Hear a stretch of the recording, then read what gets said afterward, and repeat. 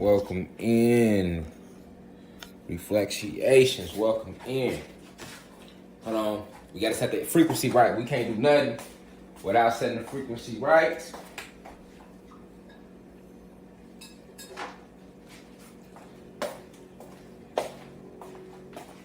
We talk about Marie Laveau. So we're gonna be diving a little bit into the difference between hoodoo and voodoo and why they tried to hide and discredit certain things she did. And I'm gonna really connect her story today.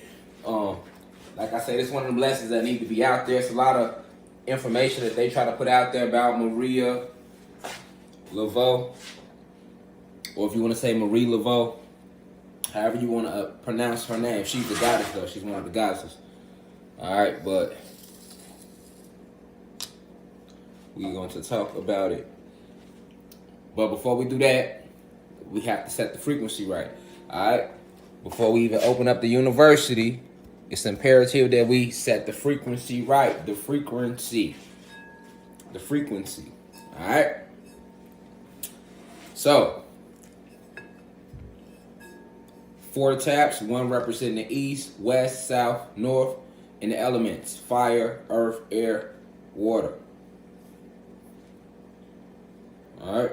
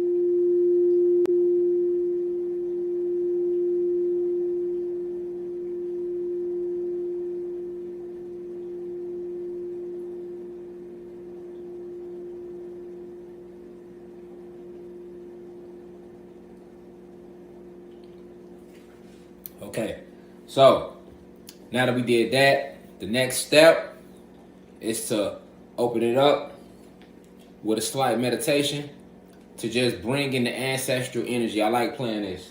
I've been playing it a lot lately because I know that it goes hand in hand with the information that we present right here in the university. And we are divine beings, spiritual beings, non-ether beings. So it go hand in hand. So close your eyes. I mean, if you're rolling up, put it on hold. Close your eyes. You feel me? And get in. Pick a mudra. If you don't know too many, you can always work heart chakra. That's the basic one. Heart chakra is for your heart chakra. All right, and that's always a good center to start with. That's a great chakra to start with because it centers self. If you know more advanced mudras, do those. I will be doing lectures on different mudras, mantras, the whole 9 to take us deeper into meditation, definitely as we go into 2022.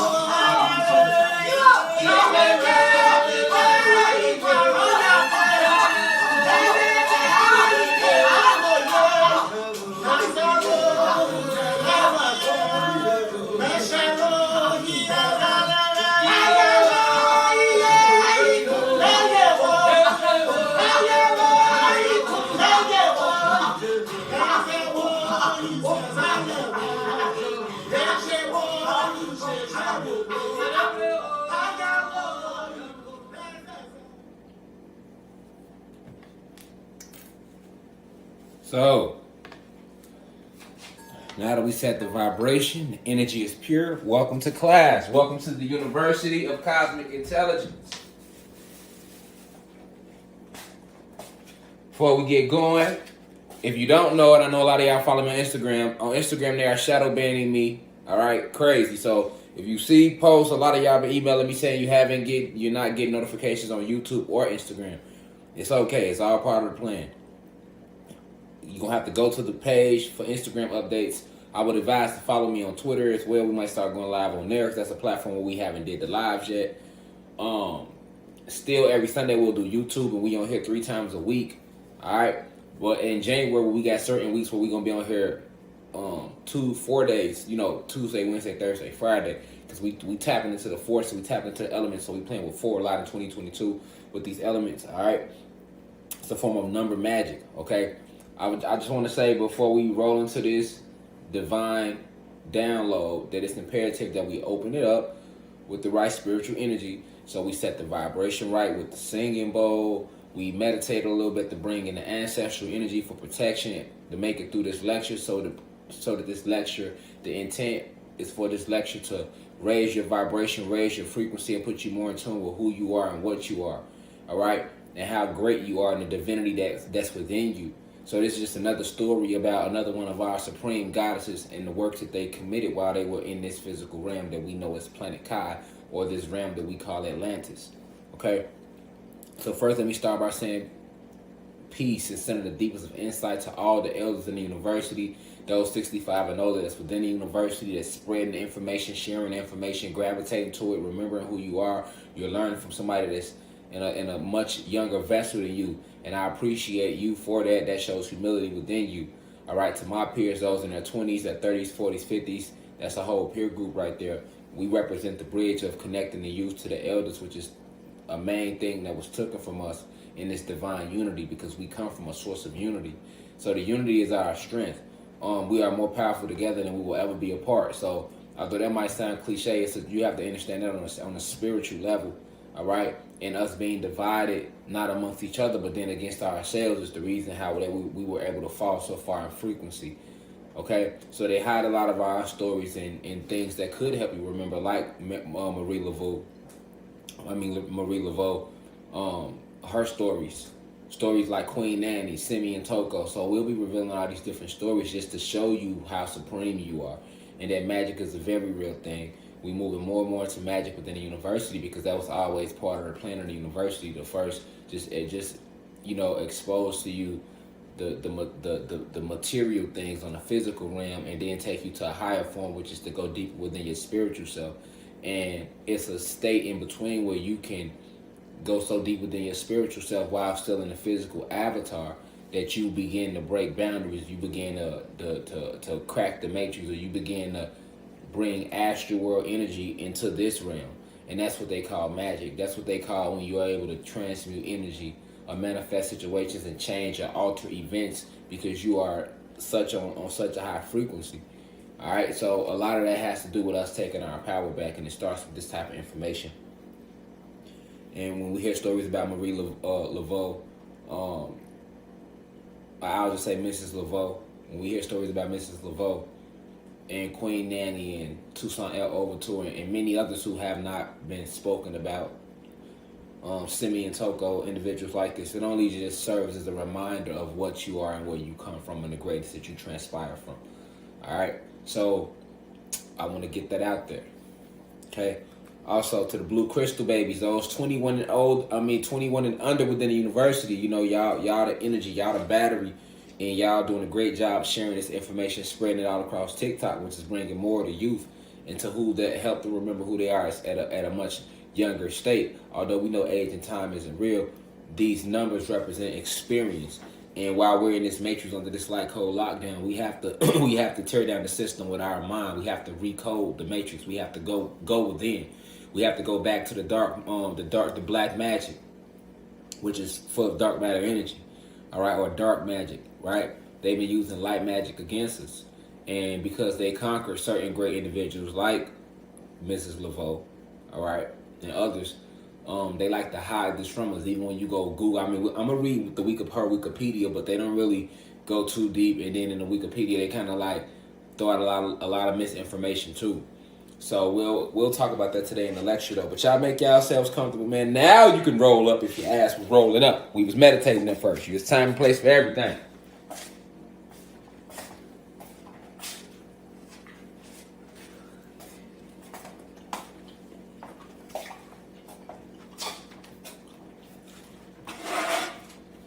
Welcome to class. Welcome to the University of Cosmic Intelligence, where a God can be a God, where you can be whatever you put your mind to in here.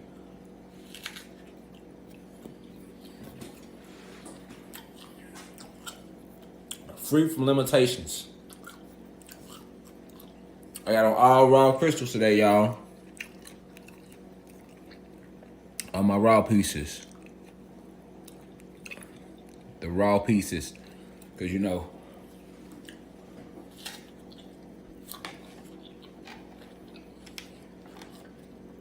when you speak on certain subject matters and certain individuals, you want to be at a certain place electrically. Remember, we are electricity, so things like fruits, water, the sun, meditation, yoga, working out, and positive spell casting, or the practice of positive dark magic, is what helps us charge up electrically. So today we're talking about Marie Laveau. All right. Before we roll into these truths that we hold to be self-evident, let's see the lies. Let's see what they're lying about. So, if we go to Google, pull out y'all MacBooks, your iPads, or just an extra phone, or if you're at a desktop, feel free to keep along with the desktop. But And if you're not able to do it, don't worry about it. But if you are, I'd like everybody to go to Google and put in Marie Laveau. When you see her Wikipedia profile pop up, click on it. I'll give you 30 seconds. Because everybody's not going to do it. All right? We got 6,300 live viewers right now.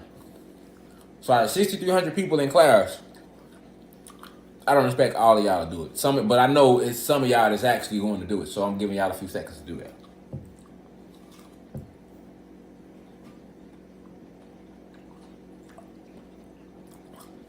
Marie, M-A-R-I-E, Laveau, L-A-V-E-A-U.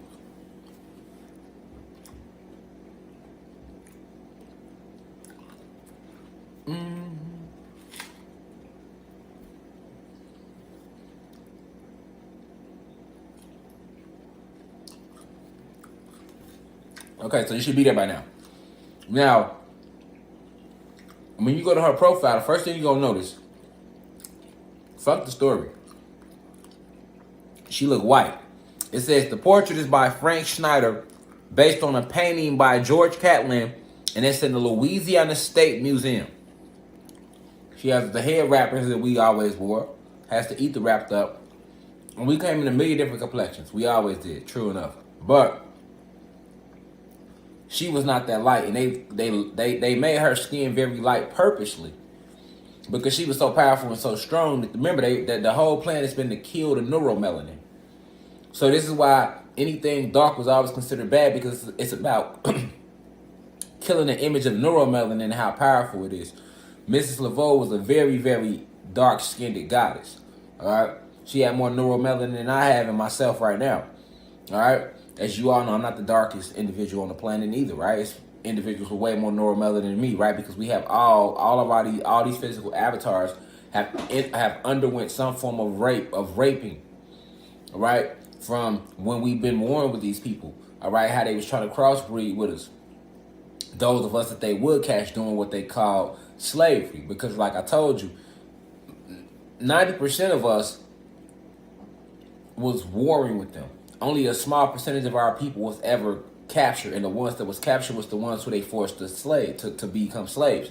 But this is why the slaves were so quick to run away, because they knew all the places where we was at, right? So they were more tempted to run away than if they came and conquered everything. Then why the fuck would the slaves be running away? They would run away nowhere, because the invaders are on all parts of the land. But slaves always was running away and stuff like that because we were getting captured.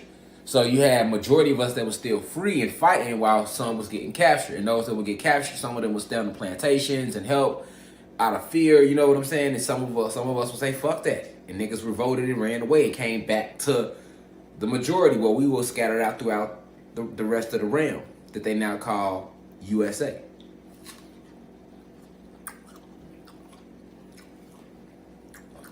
But it says she was born September 10th, 1801. They said she transcended June 15th, 1881 at age 79. Lies, okay? And I'll tell you why in a minute. Let's read about her early life.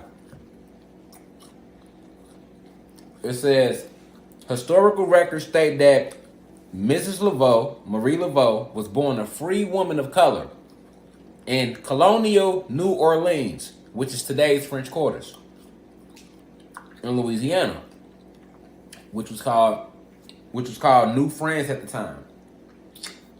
All right. So, and they said this was a Thursday, September 10th, 1801.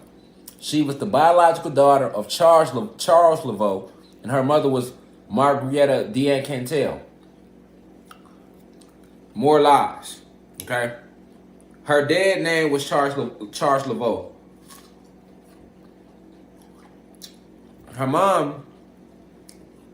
Her dad and her mom both were a part of what we like to call Egyptian culture. If you watch my lecture I just did on YouTube about Queen Khalifa, I spoke about how North America is really North Africa. And back in the 1800s, the 1700s, it was considered Egypt.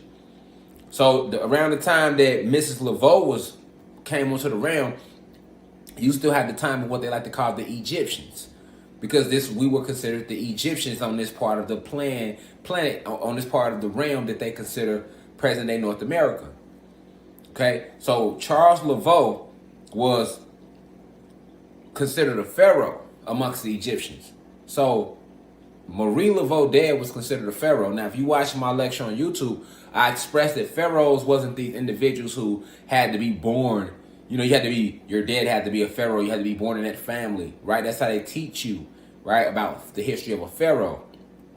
But I was teaching on YouTube that a pharaoh, you had goddesses that were pharaohs and gods, and a pharaoh was a level of spirituality that one had attained. So once you attain certain levels of mental alchemy, spiritual alchemy, master certain things within divination, and you master certain things in hoodoo and voodoo, and you master certain parts of spirituality, you unlock more chakras within yourself. You rose in frequency to the point where once that Kundalini energy reached the top of the crown chakra, it sprouts out, and you advance to another level of self. So that's what the whole pharaoh helmet represented. Okay, so Mrs. Laveau grew up in that time, but remember, they got you thinking that the Egyptians was 150,000 years ago. But they wasn't. The Egyptians was a tribe. They was never a civilization, an ancient civilization. They tell you ancient to hide this from you and create this time lapse. Okay, to make everything seem so ancient and so far away and so scattered far apart. All this was happening at the same exact time. So Charles Laveau, because they say that her dad was a mayor in New Orleans. So they basically saying that Charles Laveau was very wealthy. He was a mayor in New Orleans, which is why Marie Laveau had so much credibility amongst the locals. This is what they tell you in her story. All right, to try to hide, because they couldn't hide the fact of who her father was, so they had to give a false backdrop. But her father being a pharaoh, all the pharaohs, you had to master being a shaman, divination work, hoodoo, voodoo, root work, conjuring. All right, different methods of meditation, yoga, different methods of self-discipline. That includes martial arts. You had to do all of that to even become a pharaoh. So her dad, Charles Laveau, having become a pharaoh in Egypt, amongst the Egyptians, when she was born, she came into this realm because, she wasn't born. She landed here like we all do, right? There's no such thing as birth or death. We are multidimensional beings. So when she not transcended, I was going to say transcended, but when she landed on the realm, all right, she came into the realm at a time when the war was going on. Like the war's still going on now, but the time period was we were dropping in frequency from Egyptians to Mississippians. All right, because I got a lecture coming up on YouTube on the Mississippians. Go watch that lecture too when it come up. It's going to make everything make sense about Queen Khalifa as well as this lecture today. They all kind of go hand in hand. So, we went from these Anunnaki gods, Lemurians, Atlanteans, to Egyptians, to Mississippians, then Choctaw, Cherokee, other tribes, then Black Indians, then Negroes and colored folks, then African Americans, right? Then we descended all the way down to niggas, thoughts, and bitches, right? And gangbangers, which is what they call us today. So, she came in 1801. At that time, her mother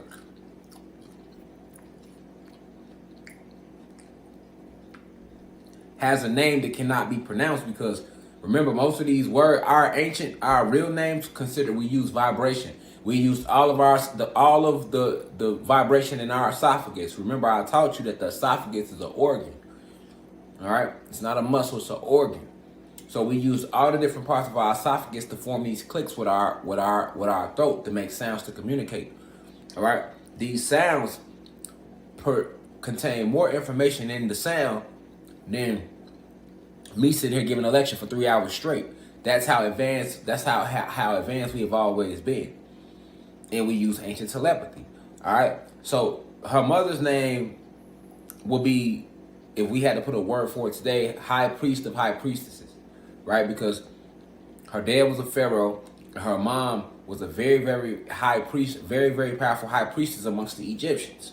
Okay, so when Marie Laveau comes into the realm, she is like, she getting showered with all the gems, all the jewels when it comes to being a practitioner of magic, of dark of using dark magic, which is infused with dark matter energy. She was well aware of this. Okay, so they hide all that and they skip around that. All they say is that she was born to a free woman of color, and that her dad, her biological dad, name was Charles, and he ended up being the mayor of New Orleans. Okay, then they jump to how she married, how they jumped through a whole childhood, just jumped to when she got married. All right, now the reason they jump past her childhood, they don't mention nothing about her childhood. They jump straight to her wedding. All right.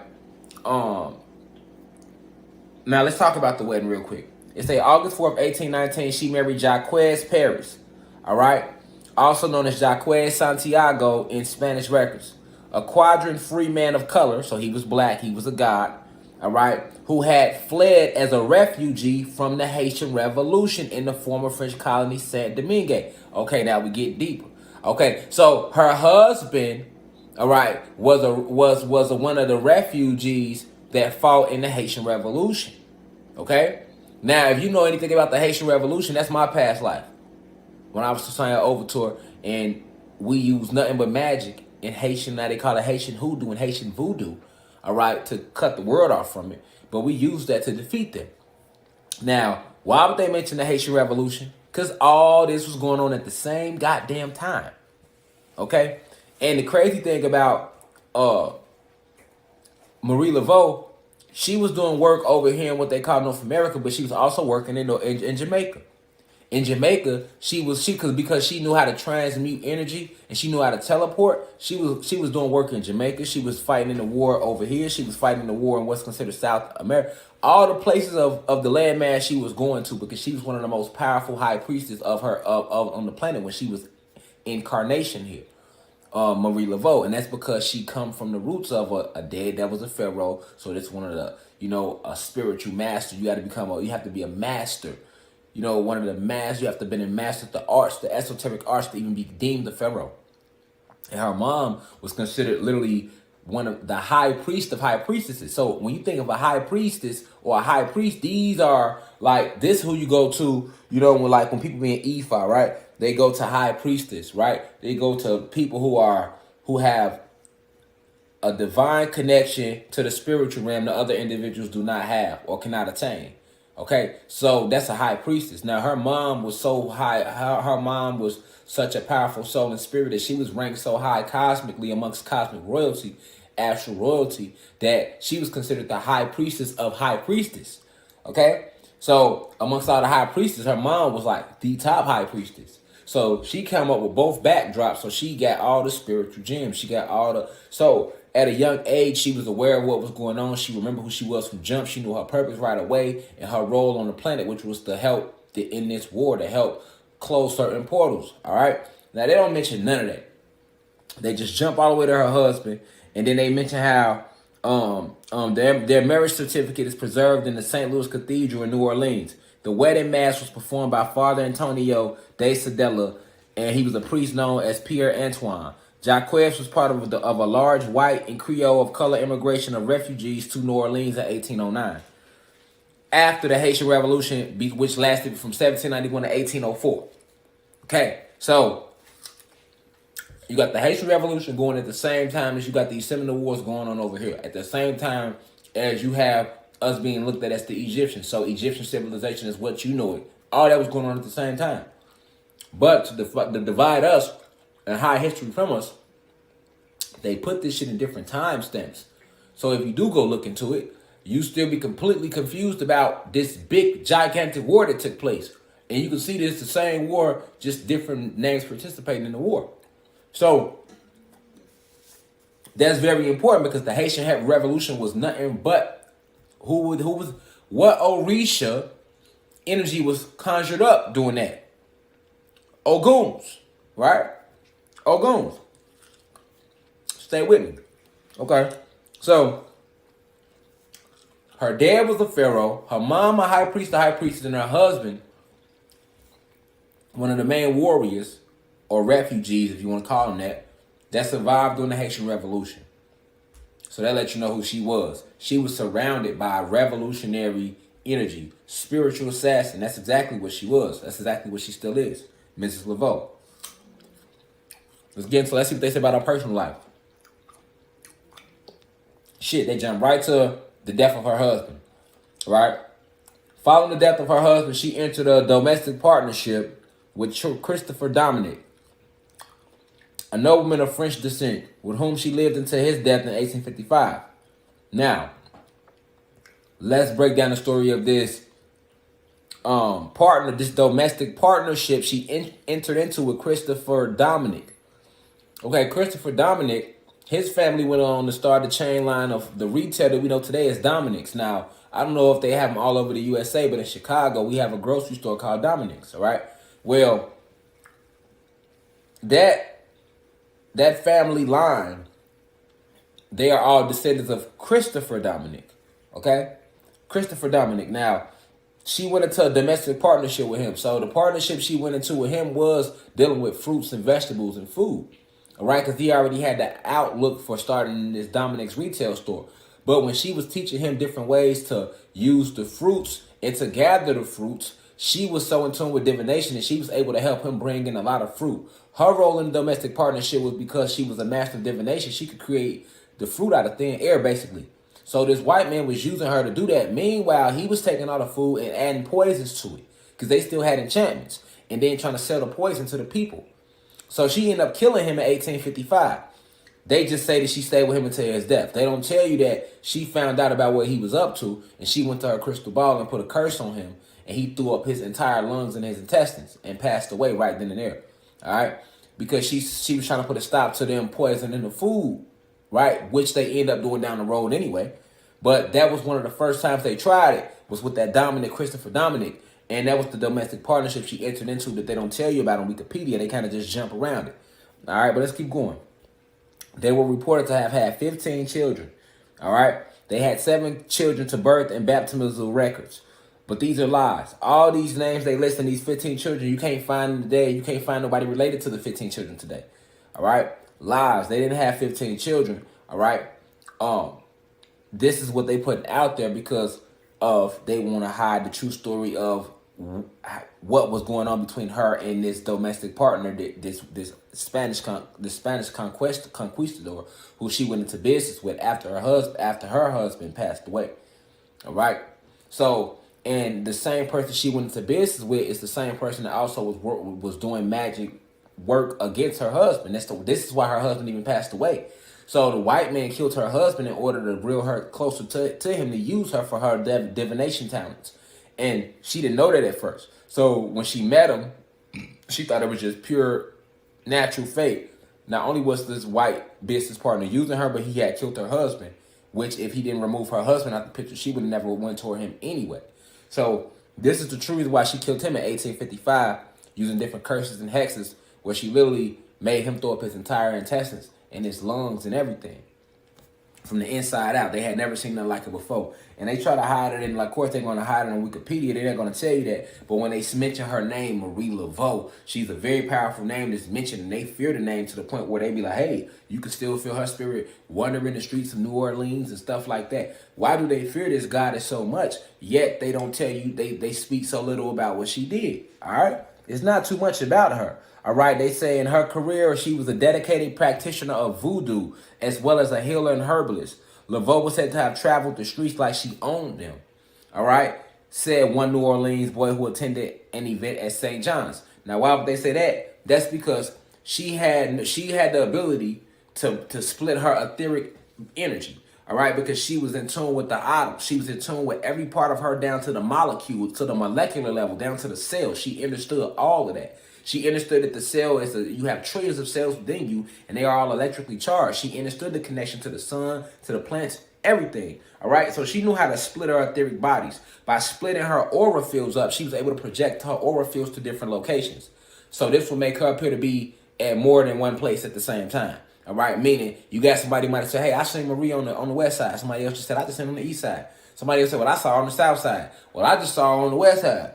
And they're like, hold on, how the fuck is she everywhere at once? And she really would be everywhere at once like that. All right, she really would. She really did take on an omnipresent state because she knew how to, split her etheric, her aura field up. Your aura is a big field of energy, and you can project it many different places. All right, just like you can mask it and hide it. So by her being a master of divination, she was in tune with all this stuff, and that's why she walked the streets like she owned them, because she had the community.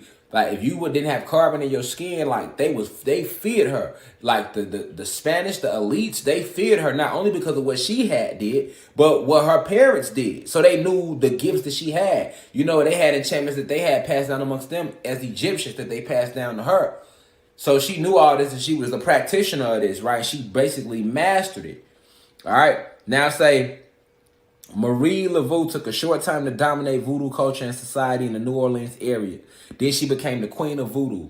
All right. During her decades as queen, she had been asked questions about her family disputes, finances, and more. Now, when they say queen of voodoo, all right, that's just their way of saying that she did things that they had never seen done before. So it wasn't us, gods and goddesses, who named her queen of voodoo. It was those that feared her. These human beings. All right? They feared her. And I'm going to tell you why. We're going to talk a few more stories about it, but let's just skim through what they sent on Wikipedia. All right? All right, so they say they don't tell you too much more about her. They say she started a beauty parlor where she was a hairdresser for the wealthiest families of New Orleans. Of Laveau's magical career, there is little that can be substantiated, including whether her divinations were supported by a network of informants she developed while working as a hairdresser in prominent white households. All right. So let's break that down.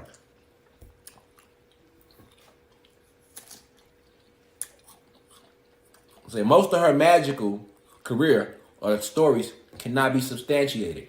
So what does that mean? It's just a fancy word for saying that it can't be proven, because we don't have no facts that we gonna let y'all ass know to prove it. Even though they know it's true, they hit you with it can't be substantiated, so you don't believe it's true. You're like, okay, well, they don't really have no pictures or no video footage of her doing this, so it can't be substantiated. Nigga, air can't be substantiated. Air can, let me rephrase that. Oxygen can't be substantiated. Again, you can't see oxygen. You can't even feel oxygen. You can feel air. You feel a breeze of air. Oxygen never gives you a breeze. That's air that does that. You can't see oxygen. You can't feel oxygen. But yet you believe you're breathing it though. In and out. It can't be substantiated. Okay? There are a million different things around you that cannot be perceived with the eyes or the ears. Only the spirit and the soul. Right? That's the real realm. But they got to hit you with her magical abilities can't be substantiated to throw you off from what she did. Now, when they get to talking about her working as a hairdresser, that's a fact. She did work as a hairdresser, but that was only in order for her to work her magic even more. Because when she worked as a hairdresser, and that's pretty much, oh yeah, that's it. That's all they saying about it, y'all. They don't say nothing else.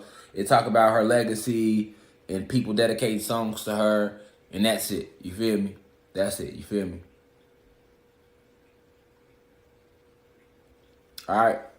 But her working as a hairdresser, that's a true thing. She really did work as a hairdresser. But the reason she worked as a hairdresser is because if you know anything about voodoo or hoodoo, and you know how powerful ether is, you will understand why would a high priestess of voodoo want to work as a hairdresser. Not only was she able to get a lot of information from people working as a hairdresser, that's a fact. When they said she was able to get a lot of information from these wealthy people that came to her parlor, but she was still a nigga to them. Okay, so they still wasn't gonna tell her everything. The main thing she needed from them was their hair. By working with people, by working as a hairdresser, by posing to work as a hairdresser, because her whole posing as a hairdresser was a part of her divination work. You see, that was a whole front, like a double O agent. Up, I'm gonna work as a hairdresser. So now I'm in everybody's head. I can get samples of everybody here, all these wealthy, rich, white people that's running the French quarters or running New Orleans. She had even put a spell in place to make them come to her shop. So this is why all the wealthy people started coming to her shop. They didn't even know it. They was under spell the whole time. Then they would come sit in her chairs and she would do their hair and talk to them and get information about them that to do her work with. All right? And then we're going to talk about why that information was important. She get information about them as well as get their hair. All right? Whether you are a human or a god, your hair is an essential part of your being. It has all your DNA in it, or your DEA is in the strand of your hair. Right? Because it's for us, for the gods, it's full of DEA and static electricity. All right? A piece of all of you is in the follicles of your ether. Same thing with the human beings. Even though they have DNA, all their DNA is in their hair follicle. Right? This is why when you go get tests and stuff like that, sometimes they let you a drug test. They wouldn't just swab your mouth or just get your urine. Sometimes they say, what? Let's get a strand of hair. Because goddamn it, you could swab. You could have just smoked. If you brush your teeth, that shit won't be in your saliva no more after 48 hours. You could urine and it'll be going after 3 months if you ain't smoked. But your hair is so powerful that you have to go smoking at least 2-3 years for it not to show up in a strand of your hair or your ether. Right? So the ether is a powerful thing. And she understood that, being a master of divination, having a father who was a pharaoh and a mom who was a high priest of high priestesses. She understood all the secrets. So she'd get out, get in their head, pluck a little strand. You know, they ain't going to feel it. Dude, pluck a little strand, got you. Put their name in a little bag of got you.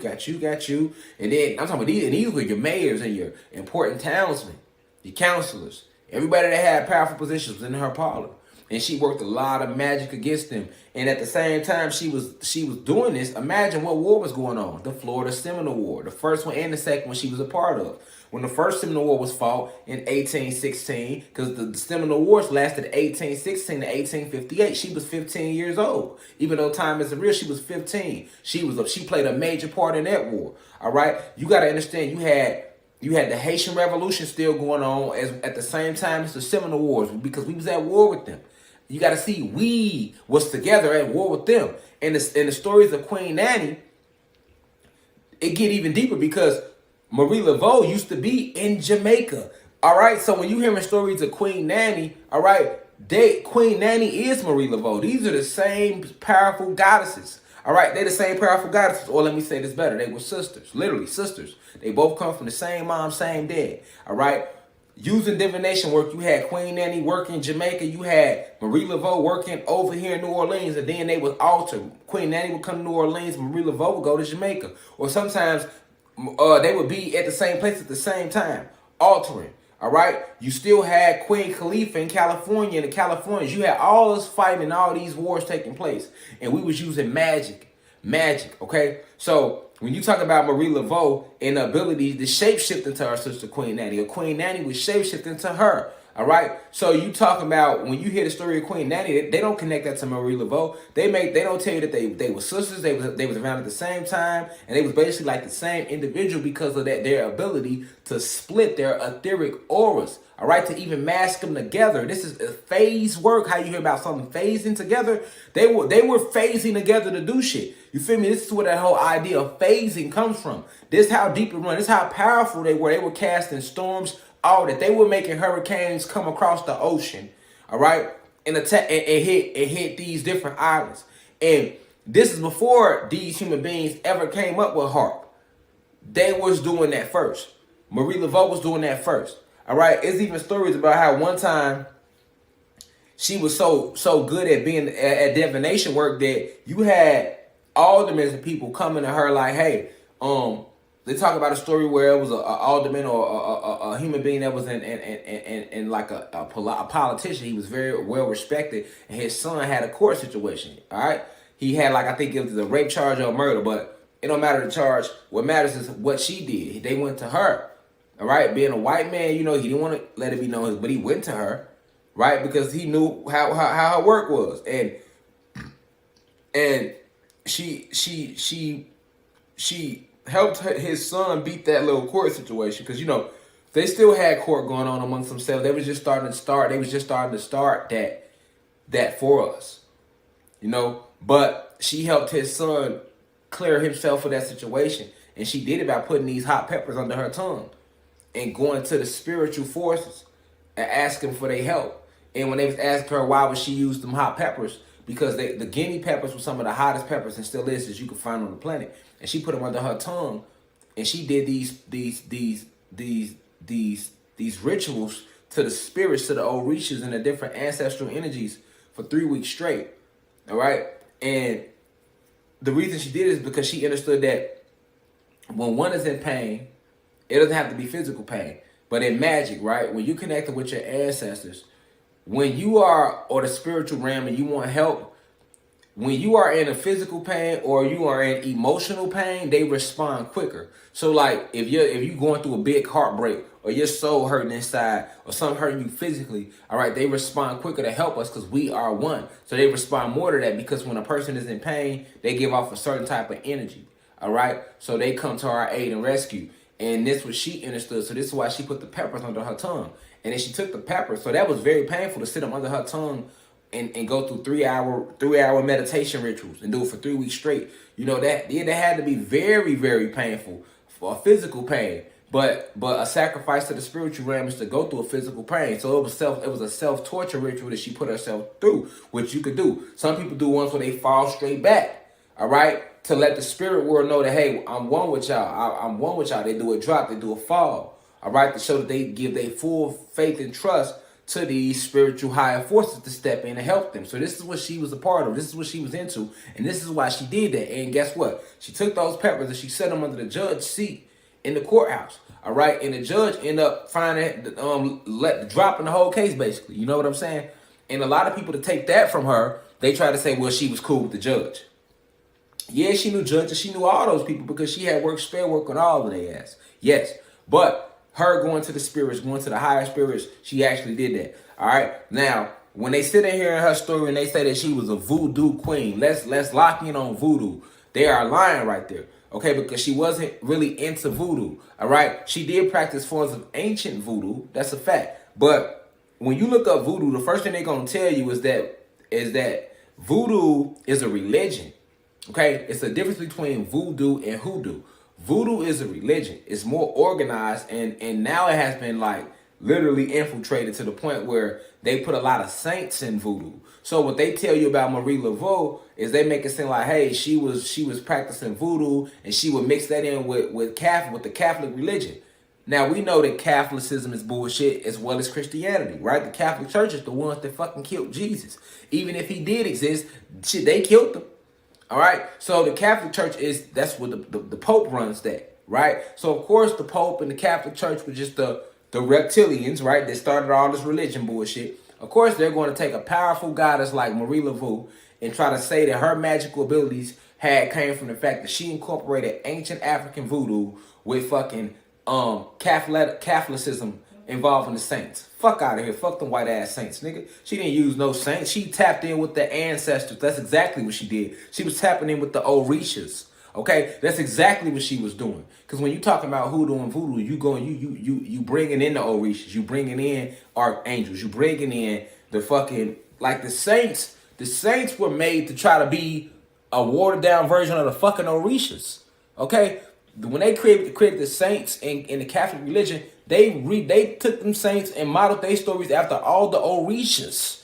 Understand that the Catholic religion they modeled them saints after the orishas. This is why every orisha story kind of coincides with a saint. Okay, so when you talk about voodoo, that's an ancient practice that was like a religion to us anciently, and then it was infiltrated by, of course, these these Spanish conquistadors. Okay, so then what happened was our voodoo became a lot more watered down because of that. And to branch away from that, we started focusing on our own forms of it because we were the creators of voodoo. And as we began to fall more in frequency and they started to try to enslave us, right? We started to get more into a lighter form of voodoo, which we know today as hoodoo. Because in hoodoo, it deals with just channeling the ancestors and bringing in the old reaches, or you could channel into the God within you. You don't have to pray to nothing outside of yourself. You pray to you, and you could work with different deities, and you can work with different spiritual beings and archangels and old reaches and different forces. Yes, but you are a divine being as well. So you come to them with respect, but you ought to be respected as well. They go hand in hand. You are no less. You come from source. So hoodoo kept that imagery, which how it used to be in voodoo, until they infiltrated our shit. All right. So you got to understand that. That's why they want to say she was voodoo queen, and they don't have no problem saying that. And then you go look at the voodoo, and they're going to say, well, voodoo was a religion and incorporates the saints and this and that. And that's all bullshit.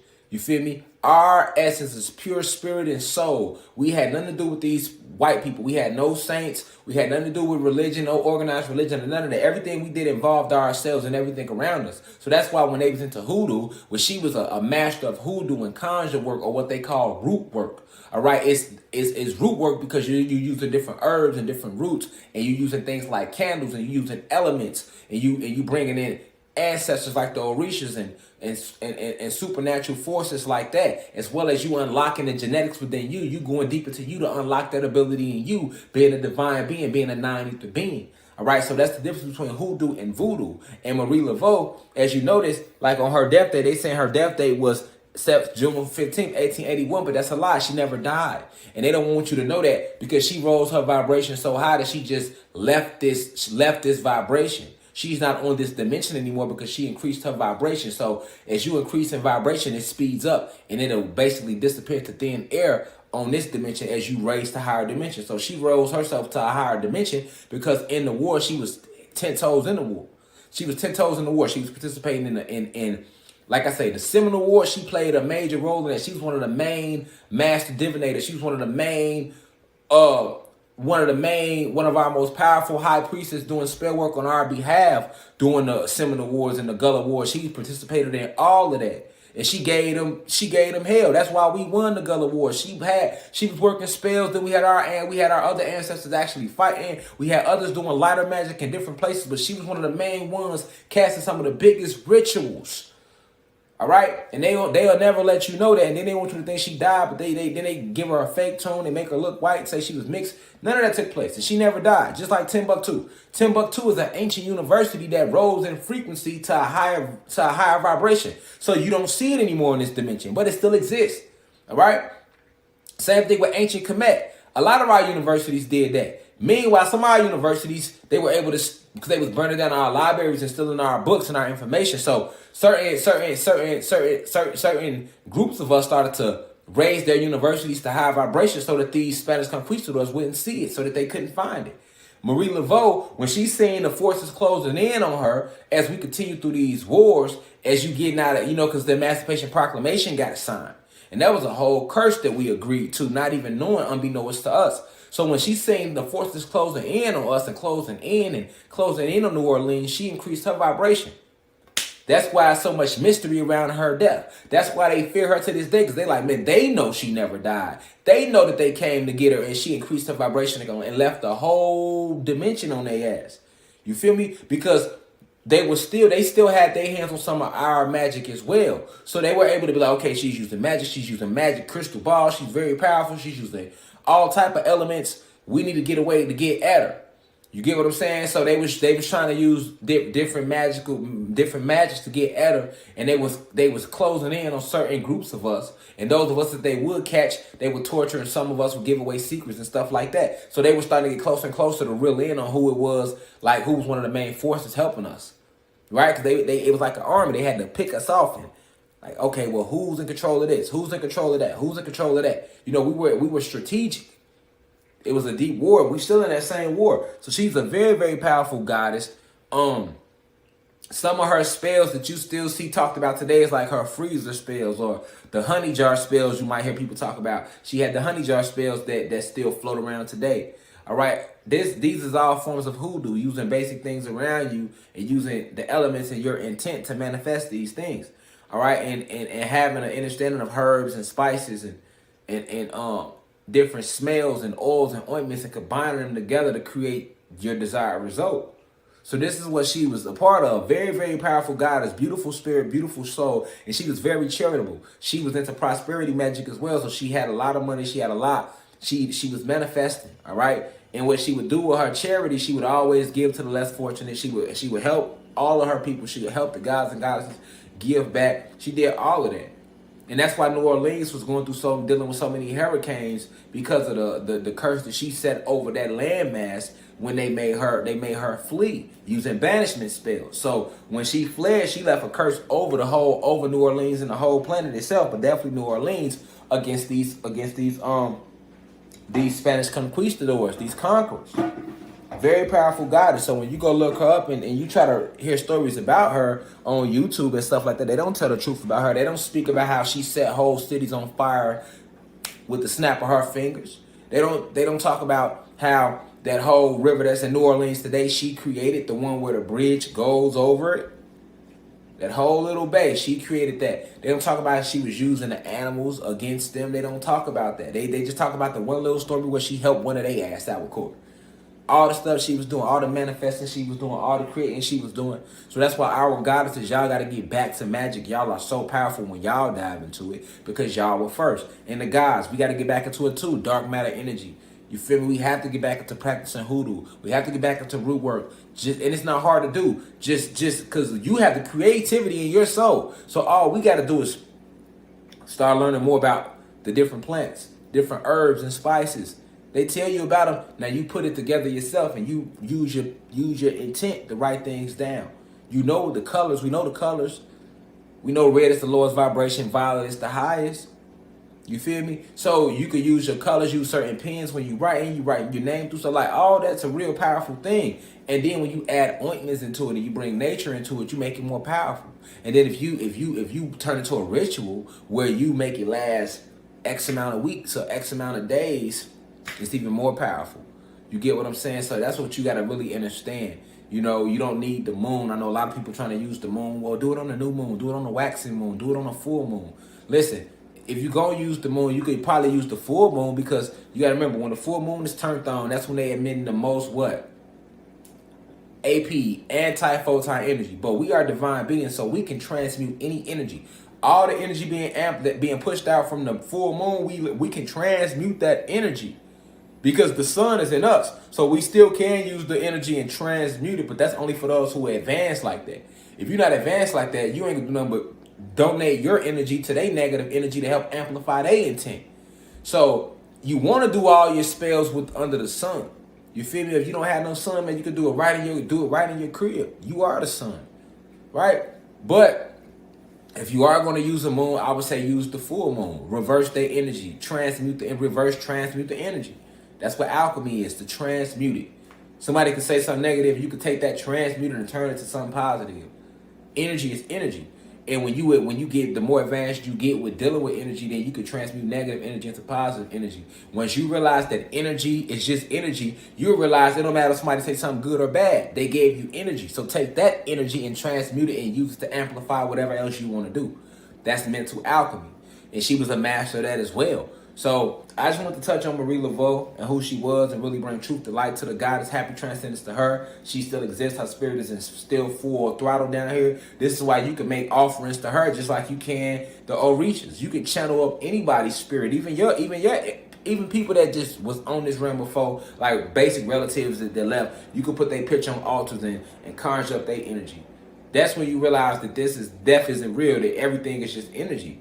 You know what I'm saying? And the more you realize that, the more you realize how powerful you are. And if we all get on that frequency, now we set in motion what we want. We do our work. It's called work.